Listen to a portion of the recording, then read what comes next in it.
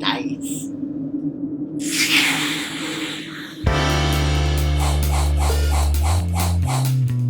Yay!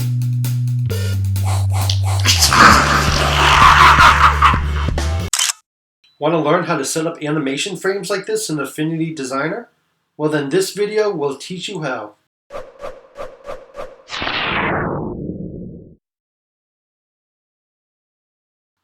Hello everyone, this is Brian LeDuc, and sometime last year I made a video called Easy Animation Frames Part A, which was part of the Easy Affinity Designer Guide playlist.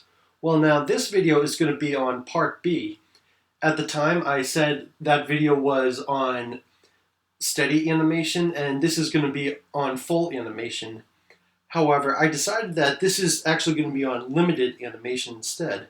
So what full animation would have been, it would be something like, I don't know, this layer would be the frame 1.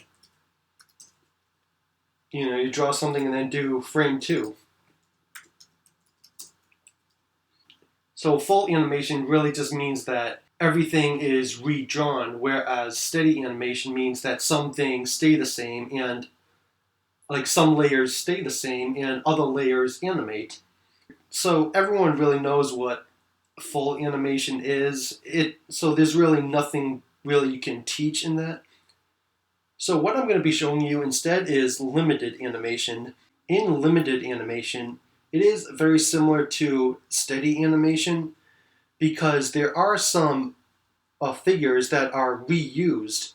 So let me show you what I mean. I'm sure you remember this drawing I made which was at the beginning of April of this year, which was actually my birthday. So, and I was originally going to have an animation on this, but then I realized, you know, this would probably be kind of boring, so I made that other animation of the plant monster. So, see that I have two different figures which are independent of the actual frame process. So I could have frame 1 be up here,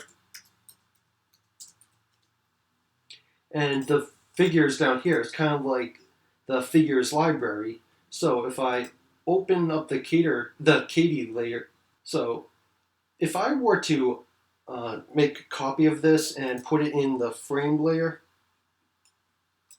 in the frame 1 layer, the reason this wouldn't work is because as I animate her, or I might want to reuse some figures, like I may want to have her hair be blown a little, or maybe have her blink, rather than having to redraw the same hair or the same blinking process. I could just reuse it later on. So I'm gonna delete this, and I'm gonna just open up pose 1, and you'll see that I have 3 different figures for each pose. So, okay, this like skirt 1, hair 1, and actually, I could have also marked um, I could have marked each figure that remains steady, that remains still. So anything that labeled 1, I see that anything labeled with a number, I can see that, okay, those are going to be animated, but anything that does not have a number will stay as it is. So here, like here 1, here 2, here 3. And then it's same here. So she's going to be blinking, so I could just have that, like, I could just have a blinking process like that and just reuse the head model. And I have, like, other silly faces that she makes too. Okay, so I'm going to test this out just so you understand what I mean.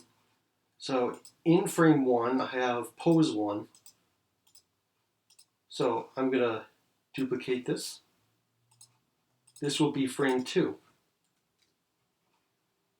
Now open these layers. Now I want skirt 2 to be there, hair 2, and I'm going to leave the head layers as is, and inner skirt 2.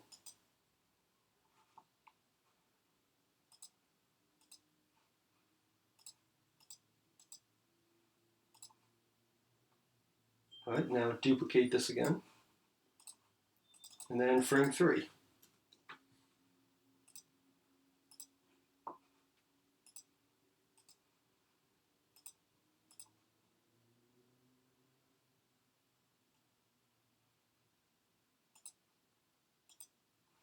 Now I'm going to just export those 3 layers so you can see how they look. And I'm not going to get into the blinking process or the other facial figures I showed you. So I'm testing this in a program called PicGIF Lite.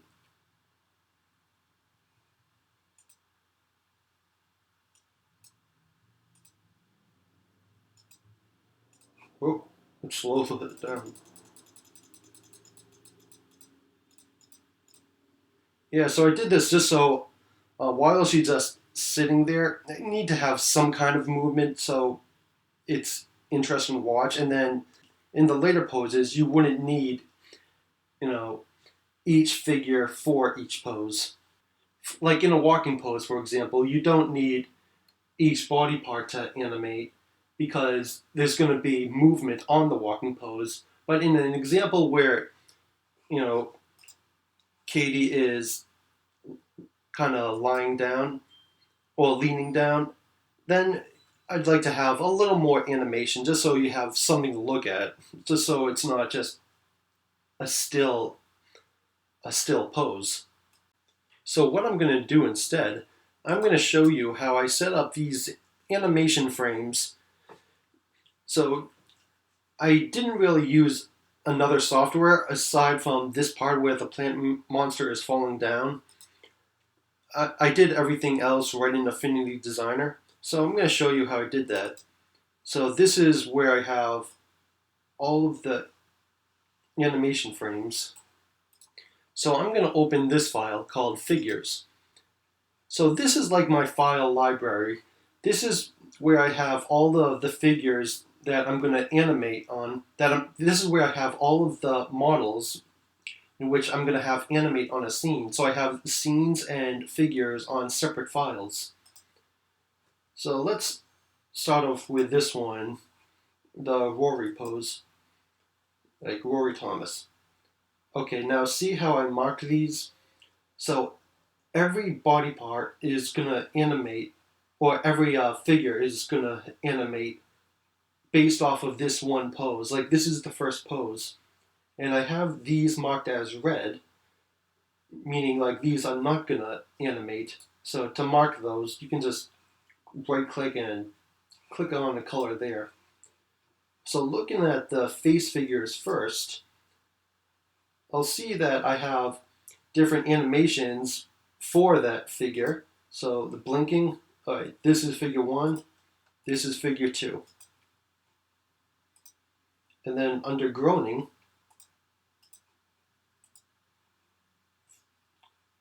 whoop,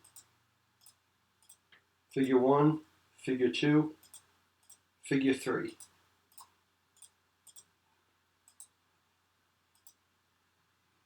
And then everything else that is marked red will stay the same. It's the same with arms. Arm 1, arm 2. Yeah. So this is just a way I organize all the layers. So I'm going to just copy this, and I'm going to bring it into a scene now.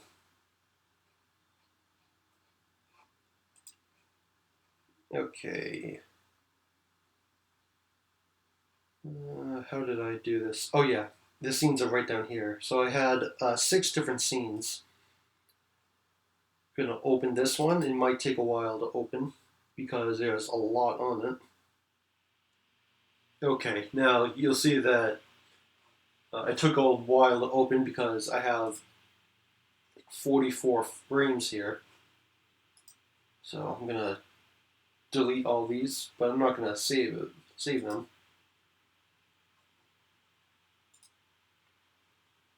Right. And I'm gonna remove that pose. And I had a Gaussian blur in the foreground, and then switch from the foreground to the background. I'm gonna just remove all the blurs just so you see what's going on. Okay. Oh, and why do I have a rectangle object here? Oh, that's right. Just for a little, just to make it a little darker. All right, so I'm gonna paste Rory right here. Put him right here. So this would be frame 1. See, there is a lot in frame 1. So this is why I have figures separate from the actual animation frames.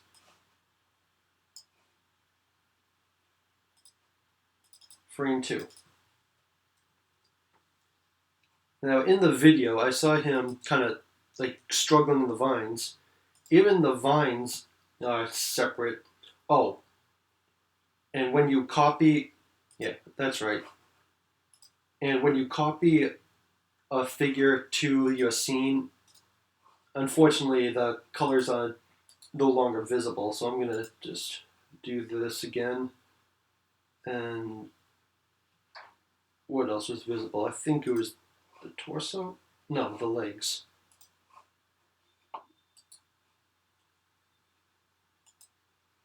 Okay, so let's say in frame 2, I want everything to remain still except these vines and except his arms moving up and forth as he was trying to get out of the vines.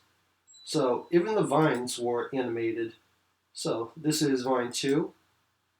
I'm going to have vine 2 there. And now his arms. So I'm going to open up arms. I'm going to have arm 2 be visible.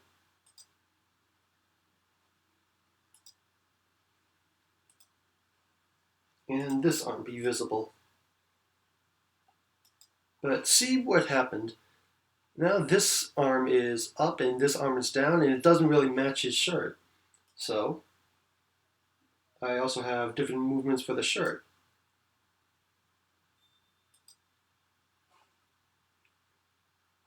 So this is just a good way to organize your layers when working with animation. So make a third frame and do the same thing.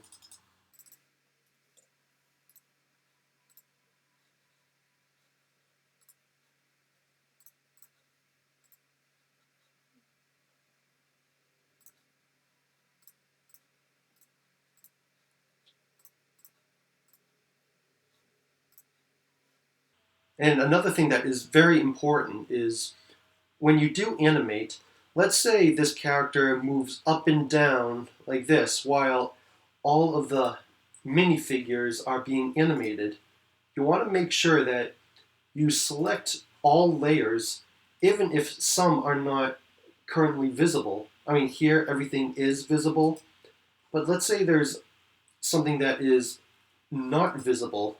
Well, basically, you just want to keep all the animation sets together because if you don't select one, then it throws everything off. Like maybe his arm, for example, would be up here because you forgot to originally select the parent layer. Okay, I'm going to show another example now. I'm going to jump to scene 3. All right, now I'm going to remove all these frames.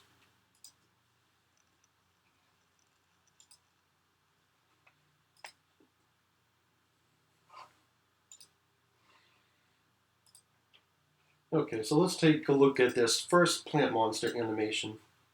So this is what you think the plant monster originally looks like.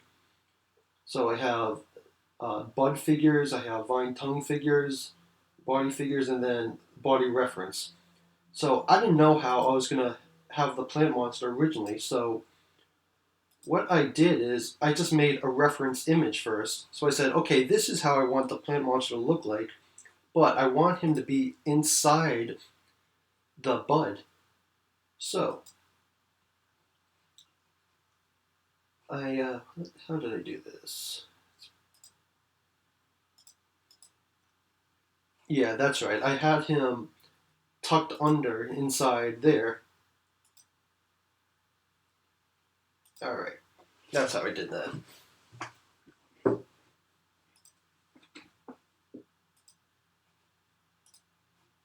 Oh yeah, and this is marked red because this is the only figure set that is not animating. So I have different sets here. When you first see the animation, it's just loading, and then later on it opens. Oh, and this figure animates independently. So this is bloating 1, bloating 2, bloating 3, and while that's going on, this is the same over here. Vine tongue 1, vine tongue 2, vine tongue 3. And then when it opens up, I don't think anyone really picked up on it, but these vines actually got shifted over a little. See?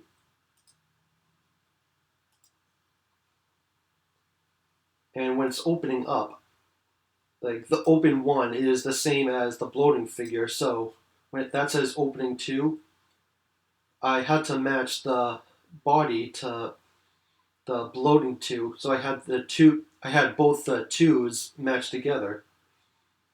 So bloating 2, bloating 3, body 3.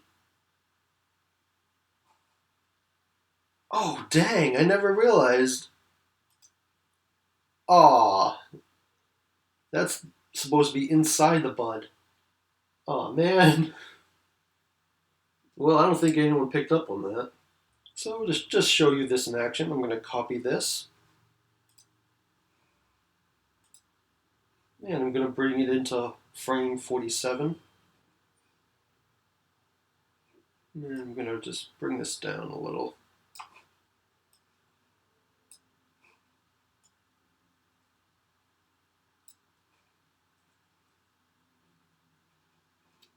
Oh, I forgot to tell you this. Make sure you crop everything.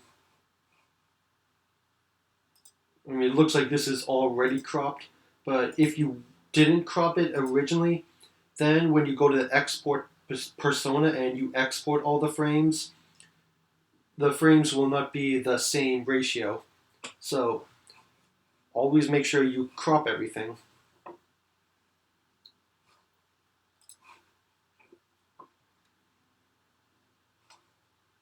Okay, so this is frame 47. Now I'm making frame 48.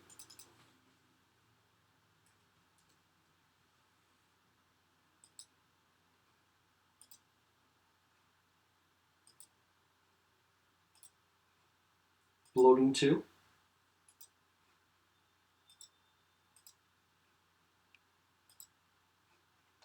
Fine tongue 2.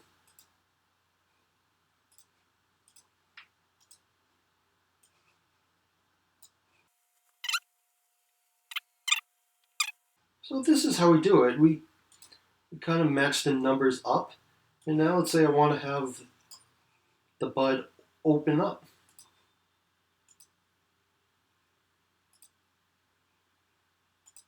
So now I'm going to hide the bloating layer and I'm going to show the opening layer. Start with opening 1. Oh no, I don't need to do that because the first bloating figure is the same as opening 1.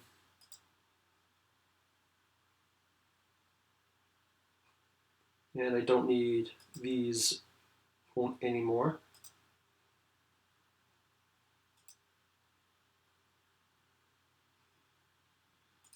So I think you probably understand now. There are a lot of steps, no doubt about it. But once you're going through the process, I mean, I don't know. To me, I think it's easy to have a figures library separate from the actual animation process. I mean, that's just me. With Brenda, I kind of went against the original rules. This time I drew each frame, but it wasn't the same as I did earlier. It was just pretty much drawing each frame separately.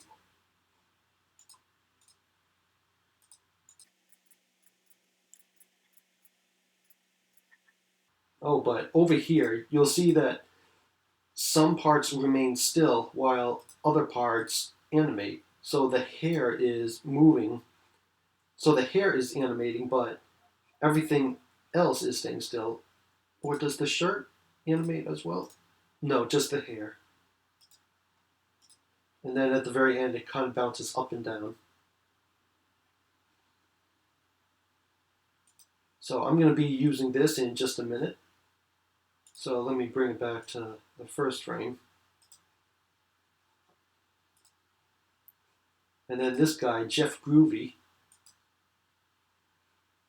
Yeah, I was originally going to have him toss the stick up and down and then have it fall down, but I thought, no, I'm just going to have it be spinning in his hand. So again, figure one, and if I open this, all right, now all of the red remains still, and the stick is animating. Yeah, just the stick is animating. So that's in figure one. Figure two, it's just like that. Figure three,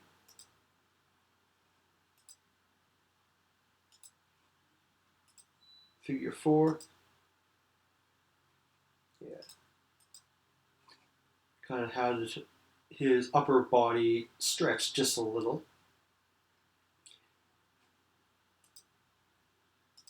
And notice how I had the legs stay the same. I don't think that hand makes sense. I have such trouble with hands. Yeah, I had the lower body stay still. And again, I had him stretch just a little. And then I had every part of his body change for that last frame. Although it is I did reuse the arm layer again. You see, I did reuse the head and torso. So it's okay to reuse different body parts. This is why I separate them. So I can just copy and reuse them. So now let's put this into action. Scene 5. Okay, frame 134.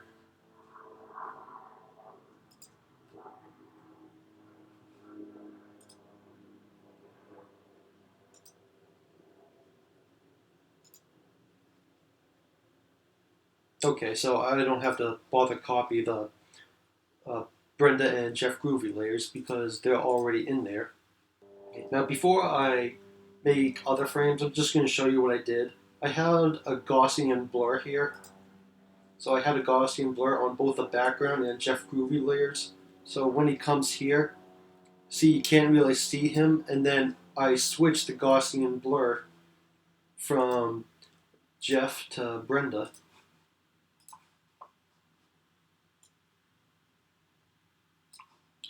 So that's what I did in the video I showed. But here, I'm not going to bother have any Gaussian blurs, so I'm going to just remove these both.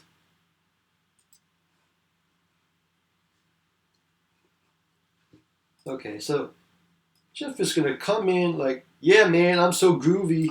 And then Brenda looks over and sees him.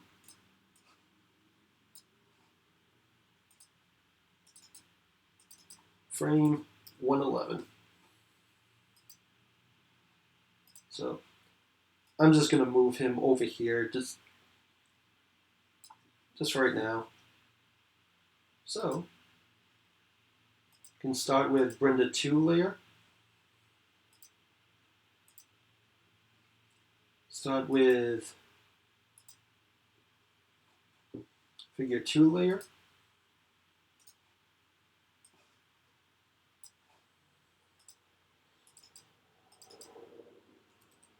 frame 112.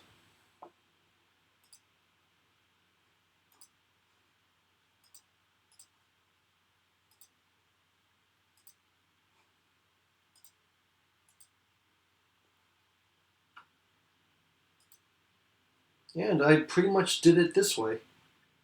And there's one less thing. So I'm going to just skip to the last Brenda frame.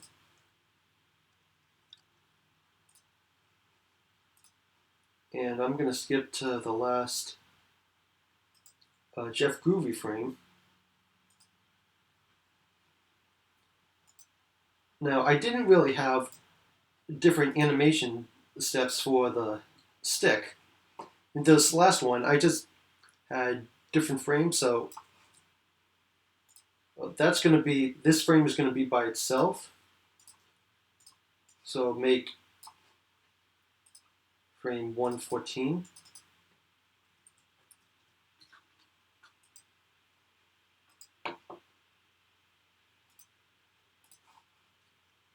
And then I just did this manually. So I held shift and had it rotate backwards in a 45-degree angle. So that's how I did scene 5. And this plant monster pose 2, this was used when, let's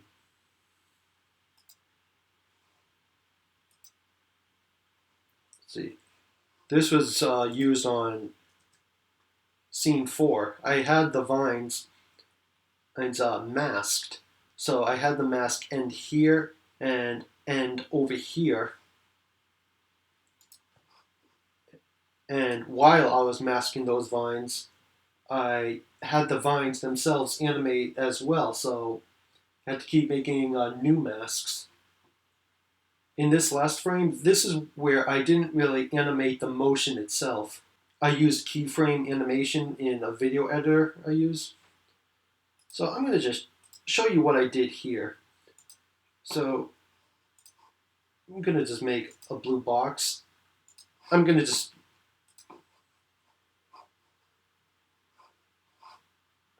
have snapping enabled.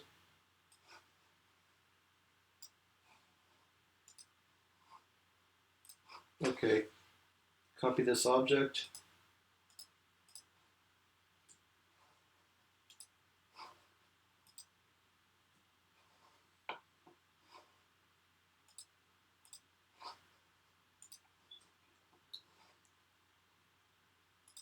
Okay, now I'm going to just export these plant monster figures, these the plant monster dying pose, the dying dance pose. I mean, I know I can use the export persona and export them this way, but just because of these down here, each frame wouldn't be the same ratio. And I'm going to open a video editor I use, Movavi. Now, this isn't really a tutorial on video editor. This is really a tutorial on Affinity. I'm just showing you what you can do here. So here I just use these different frames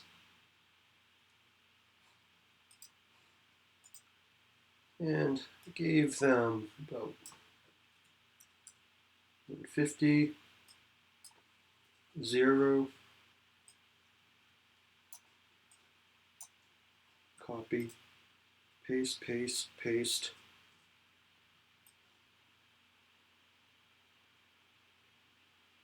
Okay, so he wobbles like that, like continuously in one position.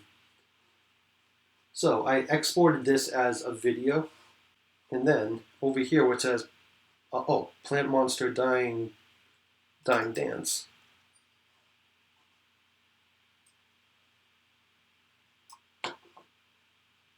Like this is the video I used. So then here I just used a chroma key. Say I want to get rid of this blue.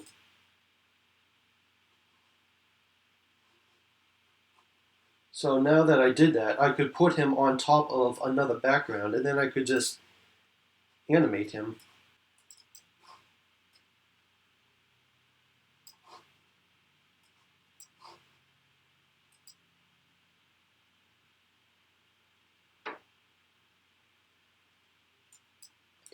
So that's what I did in that last clip.